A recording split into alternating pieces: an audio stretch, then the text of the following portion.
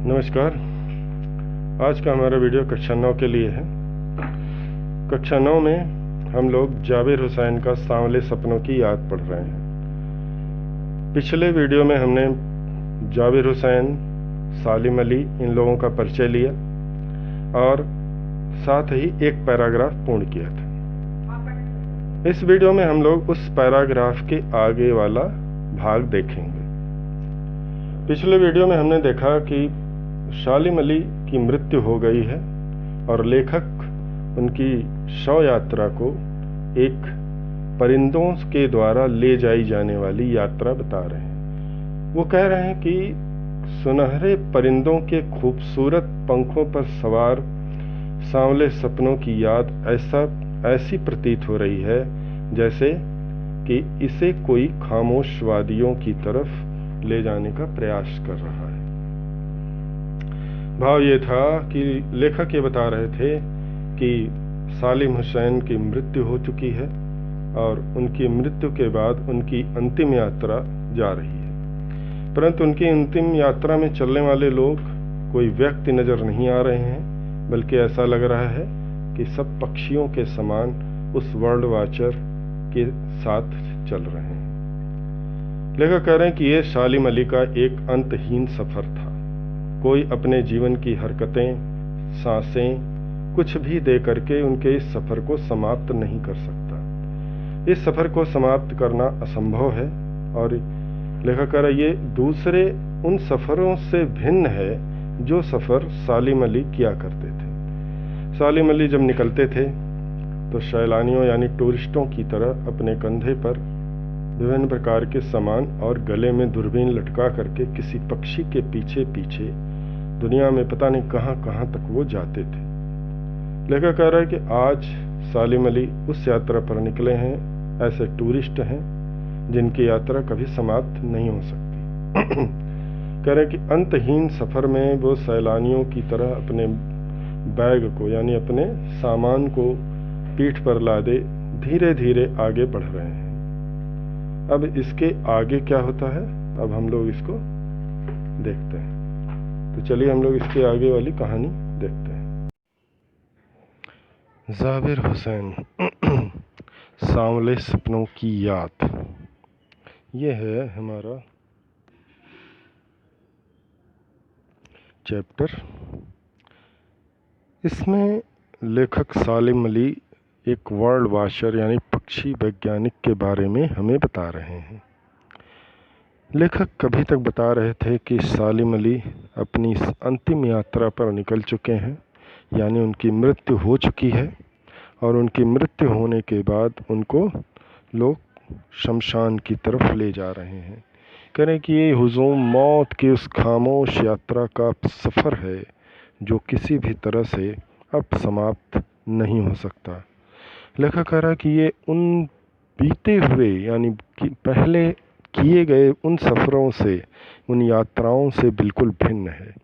ये एक अंतहीन यात्रा है जिसका किसी भी व्यक्ति को अनुमान नहीं है। लेखक कह रहा है कि इस यात्रा में ना तो कोई साथ दे सकता है और ना तो कोई पास जा सकता है। जो यात्रा शुरू करता है वो सैलानियों की तरह इस अंतहीन सफ़र में अपने बोझ को अपने कंधों पर टूरिस्ट यानी सैलानियों की तरह खुद ही ढोता है।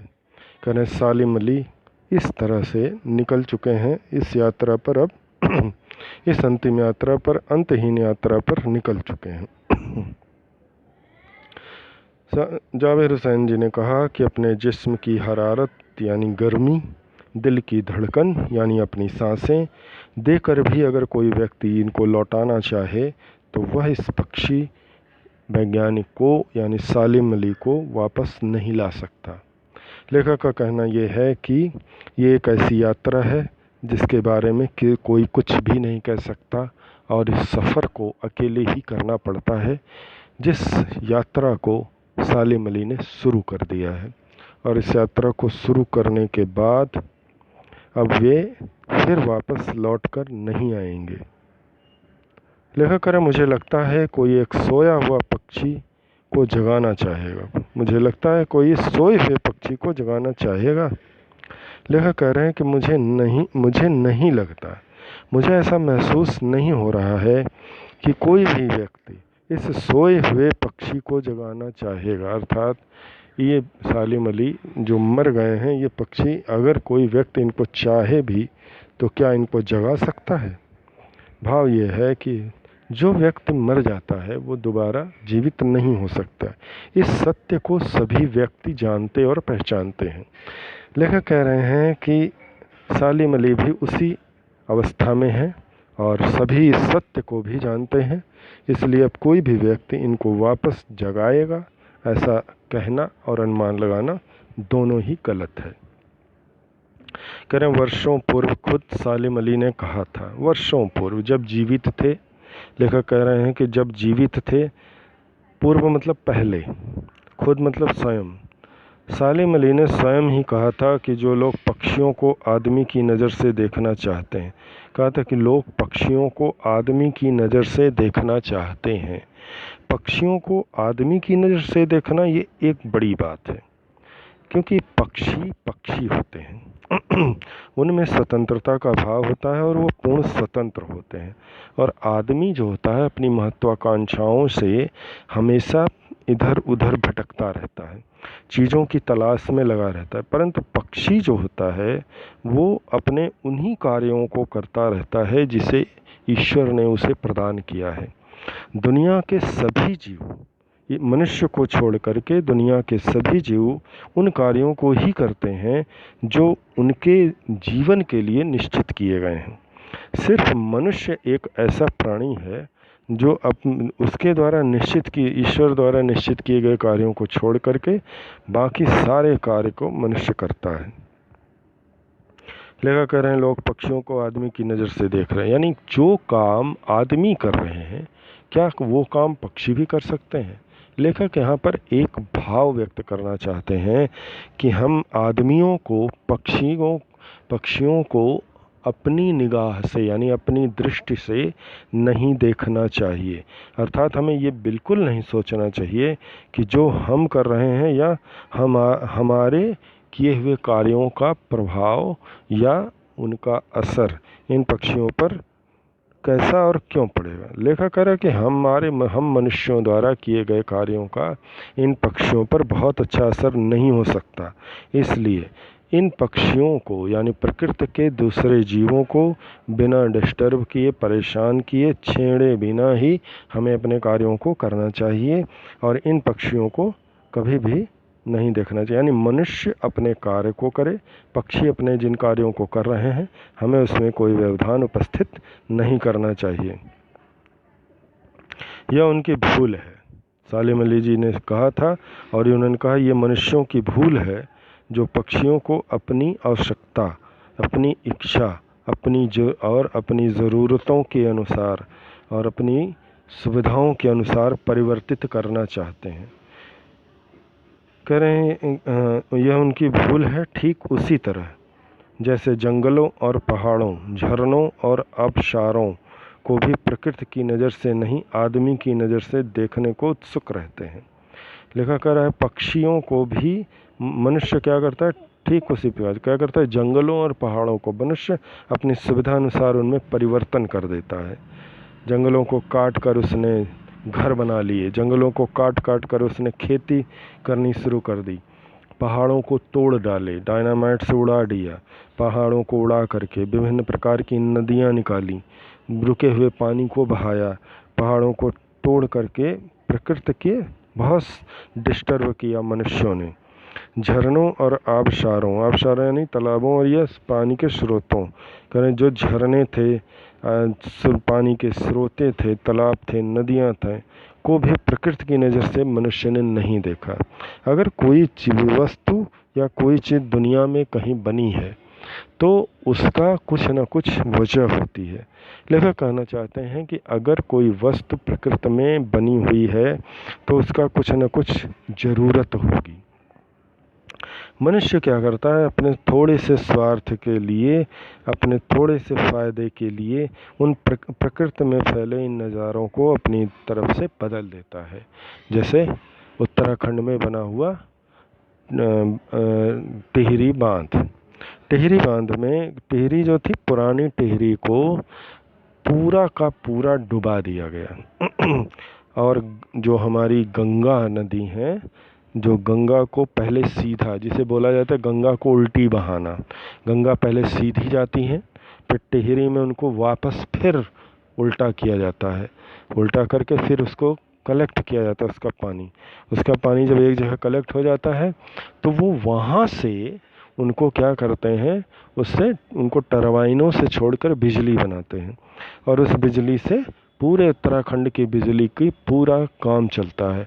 और जब उनमें पानी बारिश के समय में बढ़ जाता है तो उन्हीं पानी को छोड़ दिया जाता है, जो बाढ़ नदियों में आई बाढ़ के रूप में, जहाँ जहाँ से नदियाँ गंगा गुजरती हैं उन जगहों के तटीय इलाकों को डुबाती हुई चलती हैं। तो करें ये सब मनुष्यों का स्वार्थ है, जो मनुष्यों ने इस तरह से उसको प्रस्तुत किया, और इस वजह से उसे कितनी मुसीबतों का सामना करना पड़ता है।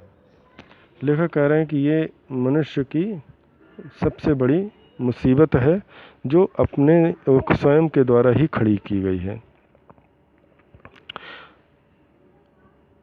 लेखक कह रहे हैं कि भला कोई आदमी अपने कानों से पक्षियों की आवाज़ का मधुर संगीत सुनकर अपने भीतर रोमांच का सोता फूटा महसूस कर सकता है?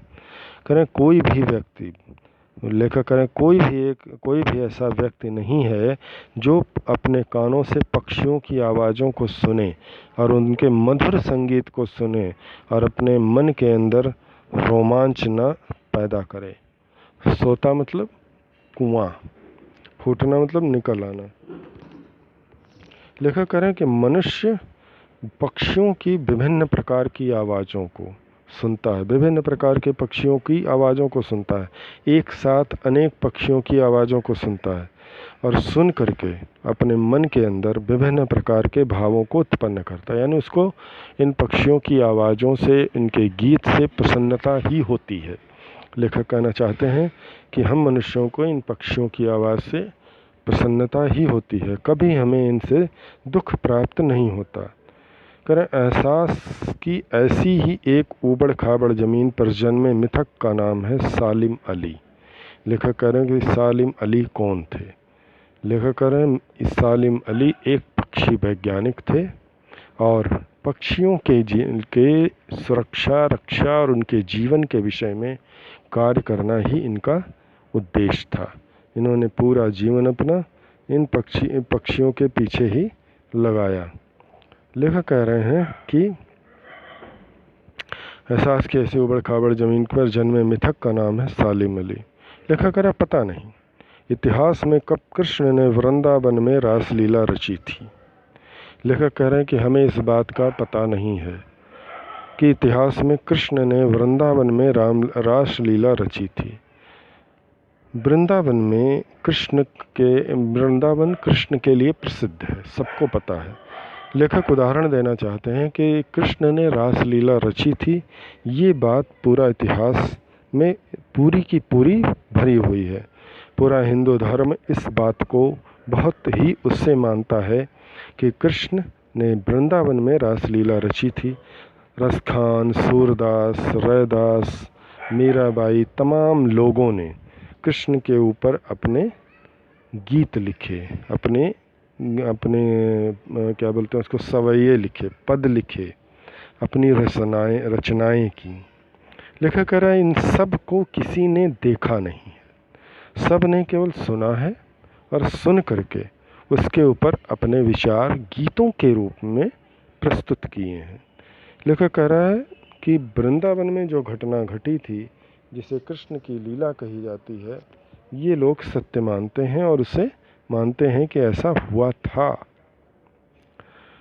करें और शोक मतलब सुंदर, गोपियों को अपनी शरारतों का निशाना बनाया था।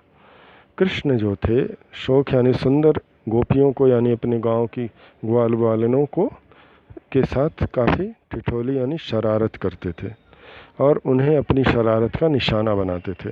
वे उनकी मटकियां फोड़ देते थे, उनके माखन खा लेते थे, उनके गाय के बच्चों को छोड़ देते थे, जो बच्चे अपने गाय के दूध पी जाते थे। इस तरह करके कृष्ण ने पूरे वृंदावन में अनेकों प्रकार की लीलाएं की जो प्रसिद्ध हैं, हिंदू धर्म में बहुत प्रसिद्ध हैं और उन्हें बड़े ही सम्मान से देखा जाता है। लेखक कह रहा है इन सारी घटनाओं का कोई साक्ष्य नहीं है, सिर्फ हम उसको सुनते हैं और उसे मानते हैं। कब माखन भरे भांडे फोड़े थे और कब दूध छाली से अपने मुंह भरे थे। लेखक कह रहे हैं कि कब कृष्ण ने गोपियों के मक्खन से भरे भांडे यानी बर्तन तोड़ दिए थे और कब अपने मुंह में दूध भर के दूध का कुल्ला किया करते थे। छाली मतलब कुल्ला करना, दूध छाली, छाछ करें, उनको छाछ को पी लिया करते थे, गोपियों को परेशान करते थे और उनके द्वारा किए गए कार्यों को बिगाड़ देते थे। करें इन सब का हमारे पास कोई साक्ष्य नहीं है। कब वाटिका में छोटे छोटे किंतु घने पेड़ों की छाह में विश्राम किया था।